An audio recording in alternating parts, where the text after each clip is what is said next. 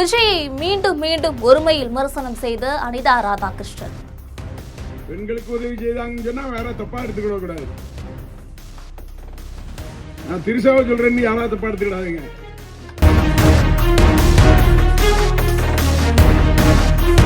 ஆறு மாதங்களில் ஆட்சி மாற்றம். இன்னும் 6 மாத காலத்தில் திராவிட முன்னேற்ற கழகத்தின் ஆட்சி தமிழகத்திலே மலரும்.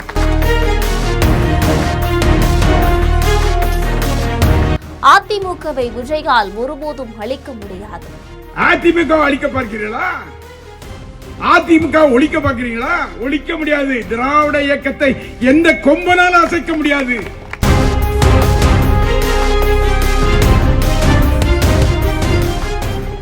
விஜயின் தாவேக ஆட்சி 6 மாதத்துல கவிழ்ந்துவிடும் எனவும் தாவேக எம்எல்ஏக்கள் கூப்பிடாமலேயே திமுக பக்கம் வந்து விடுவார்கள் என்று முன்னாள் அமைச்சர் அனிதா ராதாகிருஷ்ணன் பேசியிருக்காரு.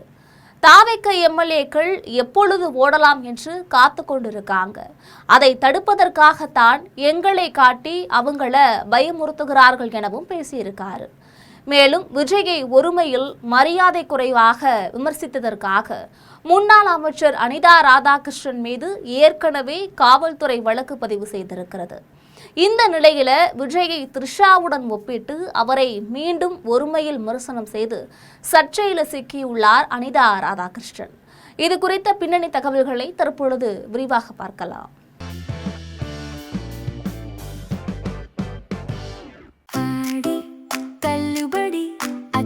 பேரும் அல்லம்படி 6 முதல் 60% வரை ஆடி தள்ளுபடியுடன் சூப்பர் சரவணா ஸ்டோர்ஸ், சென்னை, மதுரை, கோவை.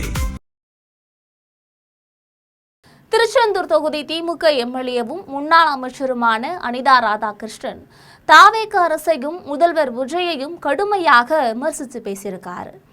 ஆட்சி 6 மாதத்துல கவிழ்ந்துவிடும் என்று அனிதா ராதாகிருஷ்ணன் கூறி வரக்கூடிய இந்த நிலையில ஸ்ரீவைகுண்டத்தில் நடைபெற்ற பொதுக்கூட்டத்திலும் அனிதா ராதாகிருஷ்ணன் பேசிய பேச்சு அரசியல் வட்டாரத்தில் சூடு பறக்க வைத்திருக்கு. அந்த கூட்டத்தில் அனிதா ராதாகிருஷ்ணன் பேசும் பொழுது கொளத்தூரில் இவர் 5 நிமிடம் தான் பேசினாராம். கொத்து பரோட்டா போட்டு விட்டார்களாம். எவ்வளவு திமிரு பாருங்க. இடைத்தேர்தலில் ஒரு தொகுதியில கூட நீ வெற்றி பெற முடியாது. உனக்கு ஓட்டு போட்டவங்க எல்லாம் தவறு செய்து விட்டோம் என்று புலம்புகிறார்கள். தேர்தலில் மாதா கோவிலில் முட்டி போட்டு நடந்தனர். தேர்தல் முடிந்தவுடன் திருச்செந்தூரில் வேல் எடுத்து வந்து நின்றார். எம்ஜிஆர் மைசூர் மூகாம்பிகை கோவில் சென்று வாள் கொடுத்தாரு. இவரும் அவரை போல அந்த கோவில் சென்று வாள் கொடுத்திருக்காரு. எம்ஜிஆருக்கும் உனக்கும் ஏணி வைத்தால் எட்டுமா? அவர் வரலாறு என்ன? அவர் எத்தனை ஏழைகளுக்கு உதவினார்? திமுகவில் தலைவர்களாக இருப்பவர்கள் கூட அவரிடம் உதவி பெற்றவர்கள்தான். கடுமையான நெருக்கடியில எங்கள் தங்கம் என்கின்ற படத்துல நடித்தாரு.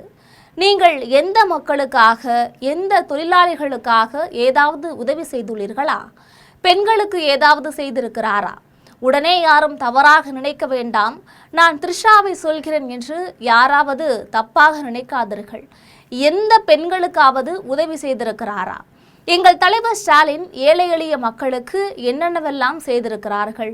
நீ சினிமாவில் ஆட்டம் போட்டாய், எழுதி கொடுத்தால் பேசுவார், அவ்வளவுதான். பேசிவிட்டு சைகை செய்வார். எதிர்க்கட்சி தலைவர் இருக்கும் பொழுது முதலமைச்சர் தலையை கீழே குனிந்துதான் சட்டமன்றத்தில் இருப்பார்.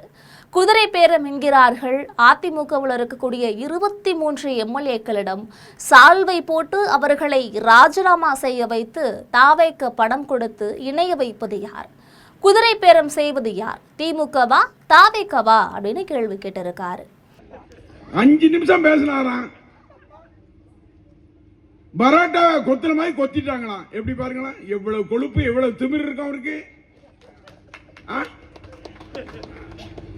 நம்முடைய தலைவர் தோத்தத அந்த தொகுதியில போய் 5 நிமிஷம் பேசின.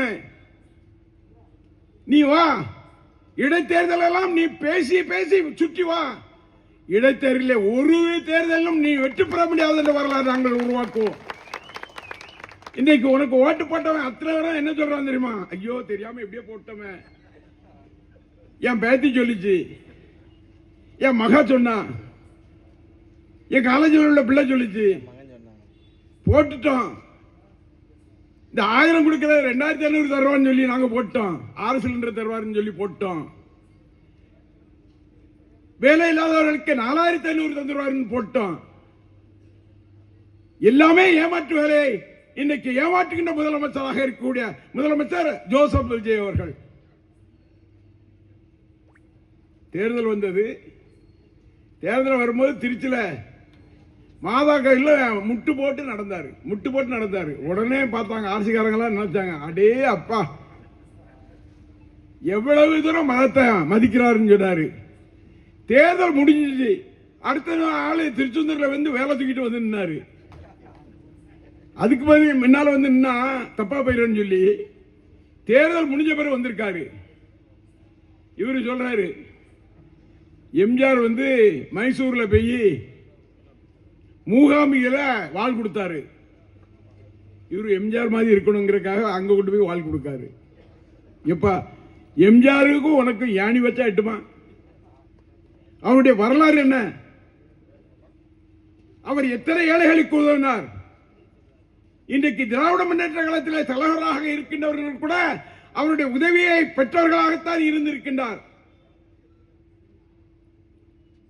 அன்றைக்கு கடுமையான பண நெருக்கடியில் எங்கள் தங்கம் என்ற படத்தை நடித்து கொடுத்து வலு சேர்த்தவர் எம்ஜிஆர் அல்லவா? நான் கேட்கிறேன், ஜோசப் விஜய் அவர்களே, நீங்கள் எந்த மக்களுக்காக, எந்த மாணவனுக்காக, எந்த ரிக்ஷாக்காரர்களுக்காக, எந்த தொழிலாளிக்காக ஏதாவது செய்திருக்கின்றீர்களா? தமிழ்நாட்டில் என்ன செய்திருக்கீங்க? எதை வைத்து நீங்கள் மக்களை நம்புகிறீர்கள்? பெண்களுக்கு ஏதாவது உதவி செய்திருக்கீங்களா? பெண்களுக்கு உதவி செய்தாங்கன்னு சொன்னா வேற தப்பா எடுத்துக்கிட கூடாது. நான் திருசாவை சொல்றேன்னு யாராவது தப்பா எடுத்துக்கிடாதீங்க. எந்த பெண்களுக்காக உதவி செய்திருக்காரா? என்னுடைய தலைவராக இருக்கின்ற அண்ணன் தளபதி மு.க. ஸ்டாலின் அவர்கள் என்னென்ன உதவிகள் எல்லாம் ஏழை எளிய மக்களுக்கு செய்திருக்கின்றார். எங்களுடைய முத்தமிழறிஞர் தலைவர் கலைஞர் அவர்கள் என்னென்னலாம் செய்திருக்கின்றார்கள். நீ ஒரு பிட்டு செய்யாம சினிமாவில் ஒரு ஆட்டத்தை போட்டு ஒரு டைரக்ஷன் கொடுத்து இப்படி சொல்றான் பாருங்க, 5 நிமிஷம் பேசினா குத்து பரோட்டா பண்ணிட்டாராம்.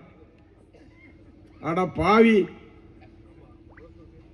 நீ போய் எங்க தலைவர் அப்படி சொல்ற. இன்னைக்கு என்ன சொல்றான்னு தெரியுமா? குதிரை பேரம். இன்னைக்கு என்ன பண்ணாரு தெரியுமா? அதிமுக இருந்து 23 சட்டமன்ற உறுப்பினரை கூப்பிட்டு அவங்களுக்கு சால்வெல்லாம் போட்டு, நீங்க சட்டமன்ற உறுப்பினராக இருந்தா ராஜினாமா செய்துட்டு எங்கிட்ட சேர்ந்துருங்க, நான் உங்களை ஜெயிக்க வச்சிடுறேன், உங்களுக்கு பணத்தை வாங்கினுங்கன்னு சொல்ற குதிரை பேரம் நாங்களா பண்றோம்? திமுகவா பண்ணுது? இன்றைக்கு அதிமுகவை அழித்து விடலாம் என்று நீ நினைத்தால் என்று சொன்னால் அது நடக்காது. ஏனென்று சொன்னால் அந்த இயக்கம் எம்ஜிஆர் அவர்கள், மரியாதைக்குரிய புரட்சி தலைவி அம்மா அவர்களால் உருவாக்கப்பட்ட இயக்கம்.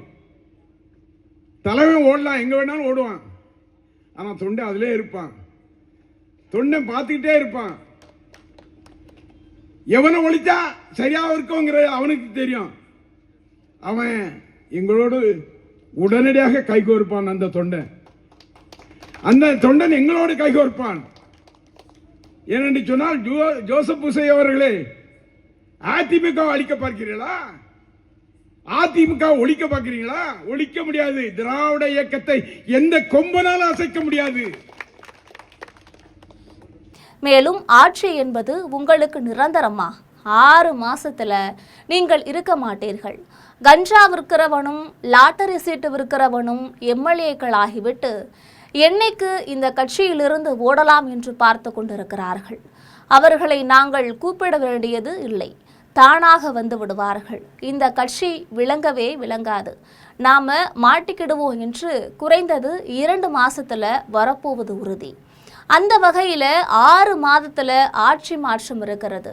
நம்முடைய ஸ்டாலின் தான் முதல்வராக வருவார். யாராலும் தடுக்க முடியாது. அதிமுகவை விஜயால் அழிக்க முடியாது. எம்ஜிஆர் ஜெயலலிதாவால் உருவாக்கப்பட்ட இயக்கம் அதிமுக.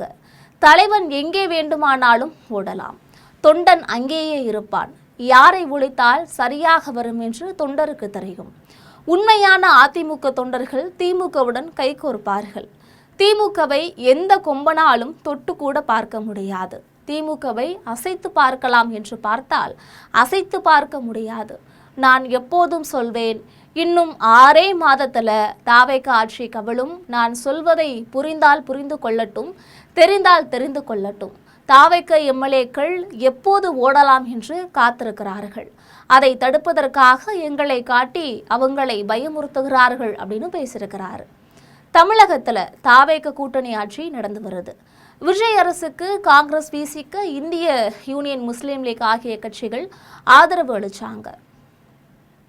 விஜய்க்கு பெரும்பான்மை இல்லை என்பதால கூட்டணி ஆதரவுடன் ஆட்சி நடத்தி வருகிறார்.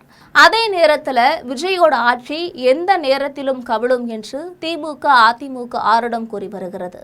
பெரும்பான்மையை பெறுவதற்காக அதிமுக எம்எல்ஏக்களை குதிரை பேரம் நடத்தி தாவேக தங்களுடைய பக்கம் இழுப்பதாக அதிமுக விமர்சித்து வரக்கூடிய நிலையில தாவேக எம்எல்ஏக்களிடம் குதிரை பேரம் நடத்தப்பட்டதாக எழுந்த குற்றச்சாட்டு தமிழக அரசியல்ல பரபரப்பு கிளப்பியிருக்கு. சபாநாயகருக்கு எதிரான நம்பிக்கையில்லா தீர்மானத்தின் போது அரசுக்கு எதிராக வாக்களிக்க கோரி ஊத்தங்கரை தாவேக எம்எல்ஏ இளையராஜாவிடம் பேரம் பேசப்பட்டதாக குற்றச்சாட்டு எழுந்தது. இது தொடர்பாக 11 பேர் கைது செய்யப்பட்டிருக்காங்க. இந்த விவகாரத்துல திமுக முன்னாள் அமைச்சர் செந்தில் பாலாஜி மற்றும் அவருடைய சகோதரர் முன்ஜாமீன் பெற்றிருக்காரு.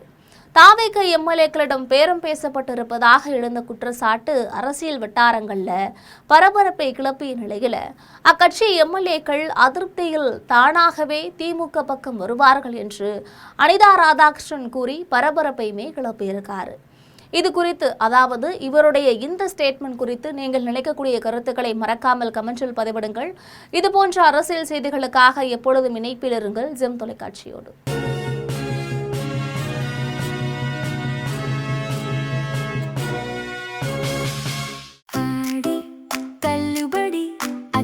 பேரும் அல்லம்படி 6 முதல் 60% வரை ஆடி தள்ளுபடியுடன் சூப்பர் சரவணா ஸ்டோர்ஸ், சென்னை, மதுரை, கோவை.